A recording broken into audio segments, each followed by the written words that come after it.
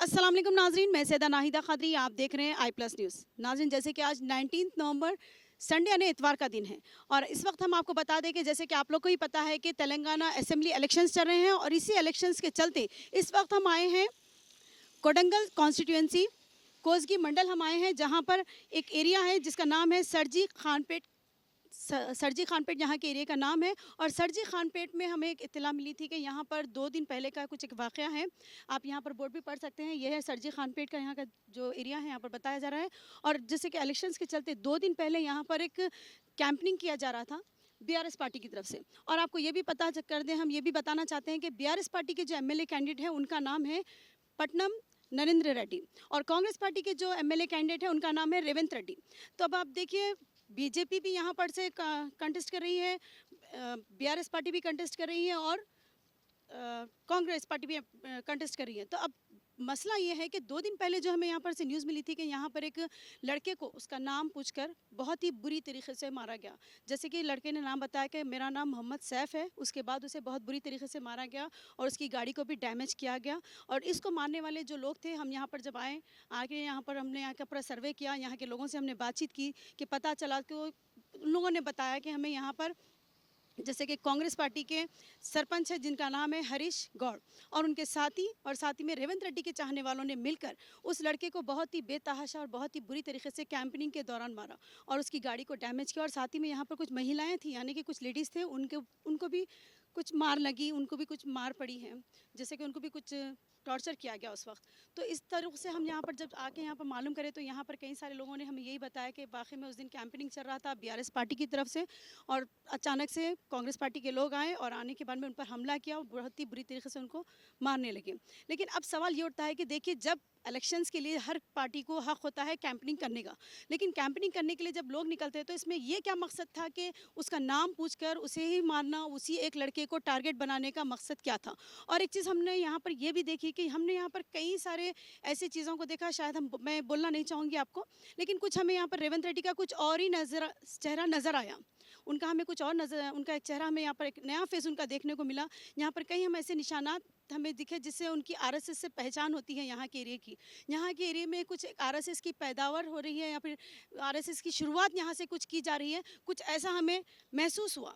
और हम यहाँ पर कई ऐसे इलाकों में गए, कई ऐसे एरियाज़ में गए जहाँ पर कुछ ऐसे निशानात हैं जिससे देखने के बाद ये पता चलता है कि वाकई में यहाँ पर से कुछ आरएसएस का शुरुआत हो रही है। तो अब हम ये जानने कहेंगे, जैसे कि हम यहाँ पर कुछ लोग हैं, इनसे हम मालूम करते हैं कि 2 दिन पहले जो वाक़या हुआ था उसके दौरान क्या बात थी। हाँ, मैं यहाँ पे रहता हूँ। जी, जैसे कि हमको पता चला कि 2 दिन पहले यहाँ पर कुछ एक हादसा पेश आया, जैसे कि कुछ इंसिडेंट हुआ, यहाँ पर कैंपेनिंग चल रहा था बीआरएस पार्टी का और तभी कुछ लड़ाई झगड़ा हुआ। कांग्रेस पार्टी के लोगों ने आकर बीआरएस पार्टी में से एक लड़के को बहुत बुरी तरीके से मारा जिसका नाम मोहम्मद सैफ बताया गया हमें, जो मुस्लिम था। तो इसके बारे में आप कुछ जानते हैं? मैं जानता तो नहीं, मालूम तो हुआ कि मेरे को जो लफड़ा वेस्ट में फिलवक्त मैं नहीं था उस जगह पे। जी, तो उसके बारे में हमारे दोस्तान हैं, ये लोग उन लोग थे वहाँ पर? वहाँ उस जगह पे मौजूद थे उन लोग। हाँ, जी, उन लोगों से पूछे तो ज़रा बेहतर है। आप लोग को कुछ पता है उस दिन क्या हुआ 2 दिन पहले? हाँ, बोलिए। ఇక్కడ మేడం సోమశేఖర్ రెడ్డి అనుచరులు వాళ్ళతో కలిసి ఇక్కడ ఒక 10 వెహికల్ వచ్చినాయి. ఇక్కడ వస్తే ఆ 10 వెహికల్తో మేము ఇక్కడ ఆపుకొని మరి మహిళా కార్యకర్తలము మేమంతా కలిసి యూత్ అంతా కలిసి ప్రచారంకి ఇక్కడ వెహికల్ ఆపి ప్రచారానికి లోపలికి వెళ్ళిపోయినాం. గల్లీలోకి వెళ్ళిపోయినాం మేడం. వెళ్ళిపోతే ఇక్కడ తిరుపతి రెడ్డి గుండాలు, రేవంత్ రెడ్డి గుండాలు, మన సర్జగారిపేట సర్పంచ్ హరీష్ గౌడ్ వాళ్ళ ఫాదరు లక్ష్మణ్ గౌడ్ వాళ్ళ అనుచరులు అంతా కలిసి ఇక్కడ పెద్ద పెద్ద రాళ్ళు ఎత్తేసి డ్రింక్ చేసినారు, ఫుల్ డ్రింక్ చేసినారు. వాళ్ళు చేసి పెద్ద పెద్ద రాళ్ళు ఎత్తేసి మొత్తం 6 వెహికల్ మొత్తం పగలగొట్టింది మేడం. పగలగొట్టి వెనక ఉన్న మా అనుచరులని కట్టెలతో రాళ్ళ ఇటుక పిల్లలతో వెనక పడితే మేము అంతా చిల్లంపిల్లమై అంతా పోయినాం మేడం. ఒకటి ఆల్రెడీ వాళ్ళకి రిక్వెస్ట్ చేసి చెప్తున్నాం మేడం, మీరు ఇట్లా మీరు చేయకండి, ఎందుకు కొడుతున్నారు, ప్రచారం ఎవరైనా చేసుకోవచ్చు, ఏ ఏరియాకైనా చేసుకోవచ్చు, మేము లిమిట్ దాటి మీకు మాట్లాడితే మాకు అడగండి అని చెప్పి మేము ఎంత రిక్వెస్ట్ చేసినా వాళ్ళు వినలేదు మేడం. చాలా దౌర్జన్యం చేయడం జరిగింది. వెహికల్ అన్ని గాలి తీసి టైర్లో గాలి తీసి అద్దాలు మొత్తం పగలగొట్టడం జరిగింది మేడం. देखिए, अब जैसे कि हमारे कुछ चैनल को देखने वाले लोग जो हैं ज़्यादातर हिंदी जानते हैं, ज़्यादातर उर्दू सुनना जानते हैं। तो आप इन्हों जितना हम आपको जो सुना है ये आप अपनी उर्दू में बोल सकते हैं, उर्दू ज़बान में? तो राजू करली राजू बोलने की मकसद क्या है बोले तो उन लोग बीआरएस पार्टी कैंपेनिंग कर रहे थे कहते। तो इधर व्हीकल्स यहाँ पे पार्किंग करके उन लोग गाँव में चले गए कैंपेनिंग करने के लिए। अच्छा, तो गाड़ी आ रहा है बोल के उन लोग तिरुपति रेड्डी और रेवंत रेड्डी के आदमियाँ जो आके इनके गाड़ियाँ आड़े हटा दो ये बोल के कुछ बात बोल के वो तो नहीं ऐसा कुछ भी नहीं, हम लोग कैंपेनिंग कर रहे हैं, ऐसा कुछ भी नहीं, गड़बड़ करना ज़रूरत नहीं है, हम अच्छा कर रहे मिल के काटेंगे कैंपेनिंग बोल के बोले तो नहीं सुन के। और हरीश गौड़ और लक्ष्मैया गौड़ मिल के हरीश गौड़ कौन है? सरपंच है ये गाँव के, तो उन लोगों मिल के उनके आदमियों को ला के इनके ऊपर अटैक करे बोल के बोल रहे हैं।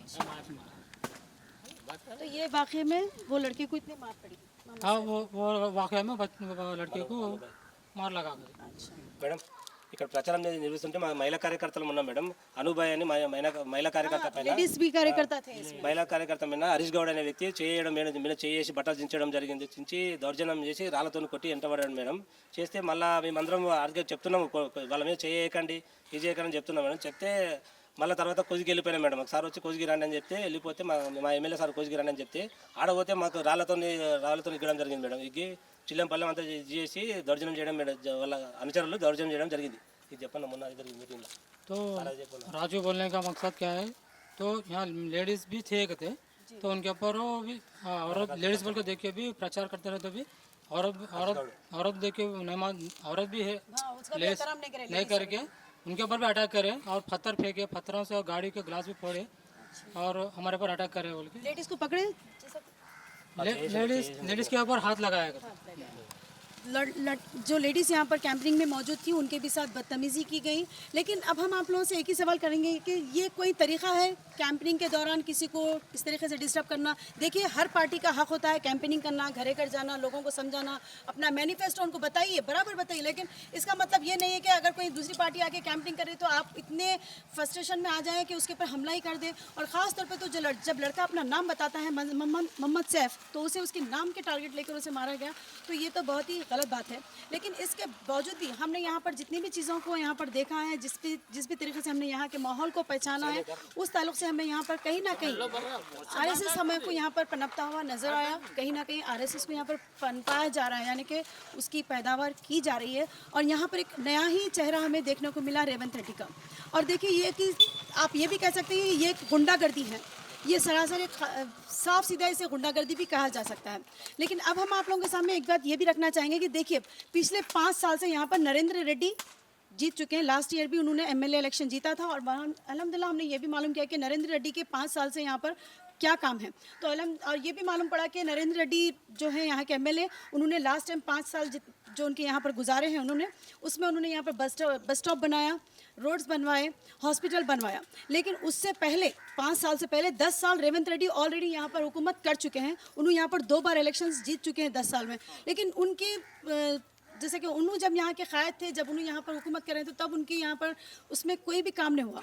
उनकी निगरानी में कोई ऐसा, उनकी ज़ेर निगरानी में कोई ऐसा काम नहीं हुआ, कोई ऐसा डेवलपमेंट नहीं आया यहाँ के एरिया में। बस इस एरिया को इसी तरह से बस उनके माहौल इनके ही हाल पे छोड़ दिया गया था। लेकिन जब नरेंद्र रेड्डी आगे बढ़कर ये काम कर रहे हैं, उनको यहाँ की आवाम जिताना चाहती है, तो उसके बावजूद उनके कदम को रोका जा रहा है। नरेंद्र रेड्डी को यहाँ पर हराने की पूरी कोशिश कर रहे हैं। इस बात से तो साफ जाहिर है यहाँ का जो माहौल हम देख रहे हैं। आप देखिए यहाँ पर एक अजीब सा आपको कहीं ना कहीं मैं और भी आपको चीज़ों के फ़ोटोज़ आपके सामने हम बताते जाएंगे, वो भी फ़ोटोज़ हम आपके सामने पेश करेंगे। जितना हमने यहाँ पर सर्वे किया कोडंगल कॉन्स्टिट्यूंसी में, हमने कोसगी मंडल जो है, कोसगी मंडल का हमने पूरा सर्वे किया। वहाँ पर मैं कई ऐसे निशानात हैं, मैं आपको बराबर अपने चैनल पे बताती रहूँगी। उससे आप भी अंदाज़ा लगा सकते हैं कि वाकई में यहाँ पर किस तरीके की सियासत खेली जा रही है।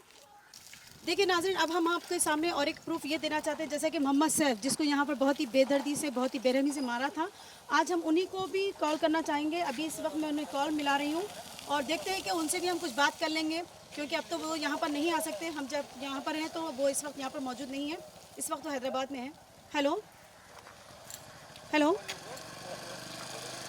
जी, मोहम्मद सैफ बात कर रहे हैं? जी मोहम्मद सैफ, हम नाहिदा खादरी बात कर रही हूँ मैं i+ न्यूज़ से।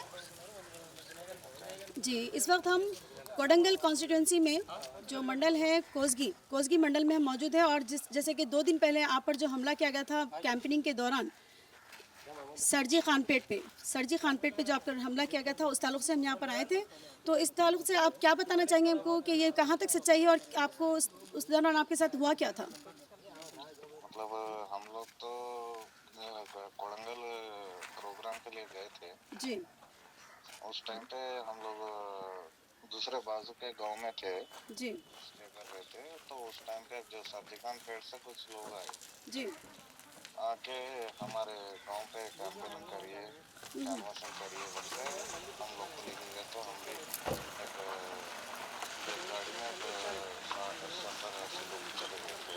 अच्छा वहाँ पे जाने के बाद में हम लोग घर घर पे जाके कैनवासिंग करते टाइम पे जी। कोई हमको आके बोले कि कार के टायरों से हवा निकाल दे रहे बोल के बताए। अच्छा हम लोग जाके देखे तक कार के हेलो हेलो हेलो हेलो जी जी बोलिए। पे हाँ बोलिए, आवाज़ कट गई थी आपकी।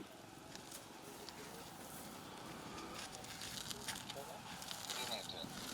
जी जो ऑपोजिशन के जो पार्टी के लोग हैं वो लोग पूरे मिलके कारों पर हमले करना, ग्लास जी, हमने सुना कि जब आपको यहाँ पर मारने की कोशिश करे तो उससे पहले, मारने से पहले आपका नाम पूछा गया था खुसूसी।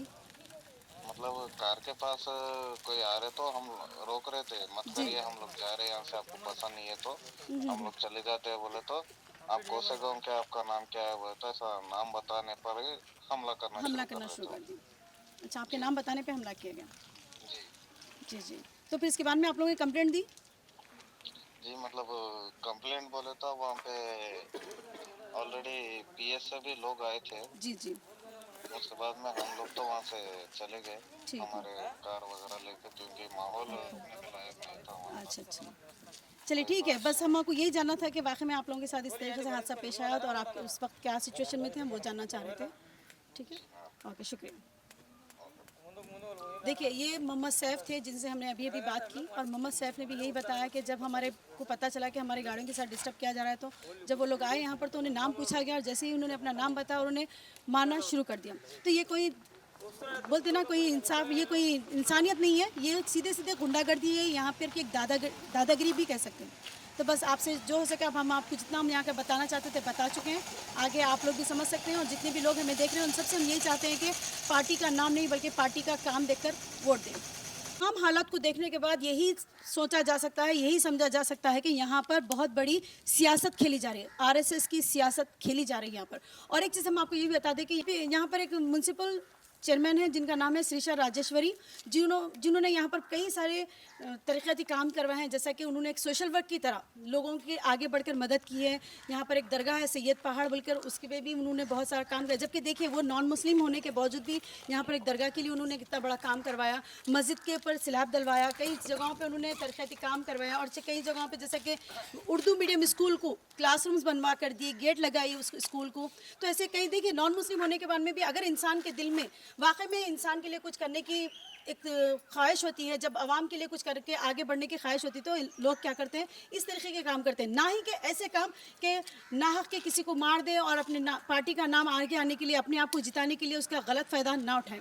और हम आपको यहाँ का माहौल देखने के बाद में एक नया ही चेहरा नज़र आया है, वो है रेवंत रेड्डी का। आप भी इसमें समझ सकते हैं कि लोग यहाँ के क्या चाहते हैं, और यहाँ की आवाम चाहती है कि इस बार भी आप किसको जिताना चाह रहे हैं इस बार? ఇక్కడ మేడం మాకు నరేంద్ర రెడ్డి గారు గత 2018 ఎలక్షన్ అప్పటి నుంచి మాకు చాలా అభివృద్ధి కార్యక్రమాలు చేశారు మేడం. ఇక్కడ క్రీడా ప్రాంగణం కానీ, గ్రామ పంచాయతీ కార్యాలయం కానీ, రైతు వేదిక కానీ, సీసీ రోడ్లు కానీ, మాకు ప్రతిదీ అనుకూలంగా सारे काम नरेंद्र रेड्डी ने పక్క విన్ మేడం. 30,000 మెజార్టీ, 30,000 మెజార్టీతో పక్క విన్ అవుతాడు మేడం. ఆ జీర్ణించుకోలేక తిరుపతి రెడ్డి రేవంత్ రెడ్డి దౌర్జన్యాలు చేయడం జరుగుతుంది కొడంగల్ నియోజకవర్గంలో. ఈయన మా ఊర్లో కాక పక్క గత పోలపల్లి ఏరియాలో కూడా దౌర్జన్యం, వాళ్ళ అనుచరులతో గుండాలతో దౌర్జన్యం చేయడం జరుగుతుంది. ఏడవతే మాకు ప్రచారం చేయనిసలేరు మేడం. నరేంద్ర రెడ్డికి, కేసీఆర్కి అనుకూలంగా మాకు ప్రచారం చేయనిసలేరు. ఇక్కడ దీన్ని జీర్ణించుకోలేక మేము ఓడిపోతామనే దాంతో దౌర్జన్యం చేయడం జరుగుతుంది మేడం. ఇక్కడ देखिए, सच्चाई की आवाज़ को, हक की आवाज़ को कोई नहीं दबा सकता, और आवाम जो है वो सिर्फ और सिर्फ पार्टी का नाम नहीं बल्कि पार्टी का काम देखकर वोट देना चाहती है। इससे पहले भी कांग्रेस पार्टी ने यहाँ पर हुकूमत की 10 साल, और हमने यहाँ पर मालूम किया कांग्रेस पार्टी की हुकूमत में यहाँ पर कुछ भी काम नहीं करवाए गए। ये लोग का जो गाँव था उसे वैसे ही रखा गया। लेकिन अब यहाँ पर जब से BRS पार्टी पिछले 5 साल से काम कर रही है, तब से इन लोगों को बहुत ही ज़्यादा यहाँ पर सहूलतें फ्राहम हुई। आप यहीं पर रहने वाले? तो नरेंद्र रेड्डी जो है MLA कैसे इंसान है? మంచిగా మంచిగా నోట్లు వేస్తాడు మేడం. చెప్పి ఏమేం చేసినావు? మస్తు పనులు చేసిండు ఇక్కడ. నరేందర్ రెడ్డి వచ్చినాకనే పనులు అని ఇంతకు ముందు 10 ఏళ్ళు చేస్తే ఏం పనులు చేయలేడు టీడీపీ కాళ్ళను అట్లా చెప్పు. ఏం పనులు చేయలేడు కేసీఆర్ వచ్చినాకనే పనులు మంచిగా అయినాయి మొత్తం ఏం పని రైతు బందే కానీ కానేల లక్ష్మి కానీ ఈ రైతు బీమాని కానీ నరేందర్ రెడ్డి వచ్చినాకనే పనులన్నీ మంచిగా అయినాయి ఇక్కడ ఉల్లులో हिंदी में क्या बोल रहे बोलिए थोड़ा। इन्हों बोल रहे कि तेलंगाना गवर्नमेंट आने के बाद और हमारे कोडंगल कॉन्स्टिट्यूंसी में जो नरेंद्र रेड्डी आया ना, उन्होंने आने के बाद तो बहुत सारे काम कंप्लीट हो गए। जैसा कि हॉस्पिटल, कोसगी में हॉस्पिटल है, यहाँ दवाखाना है, सॉरी बस स्टैंड है, और रोड वाइडिंग का काम है, और हमारे देहात शहर गाँव में पूरे रोड आम हो रहे हैं, और हर चीज़ से ज़बरदस्त काम हो गए नरेंद्र रेड्डी आने से। तो फिर भी और एक बार उनको लाने का कोशिश है। 100% उन्होंने आते हैं, कोशिश किया 100% नरेंद्र रेड्डी जीतेंगे, पूरा 30,000 मेजॉरिटी से नरेंद्र रेड्डी जीतेंगे हमेशा इस बार। आप कुछ बोलेंगे, किस पार्टी को वोट देना चाहेंगे, कौन सी पार्टी आना बल्कि आपके ख्याल है?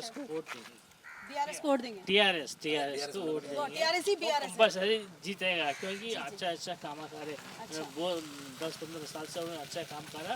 अब रनिंग में हुआ 5 साल से बहुत अच्छा काम किया, गरीबों को भी अच्छा देखा और अच्छा देखता बोल के हमको भरोसा। नरेंद्र रेड्डी जीतने का।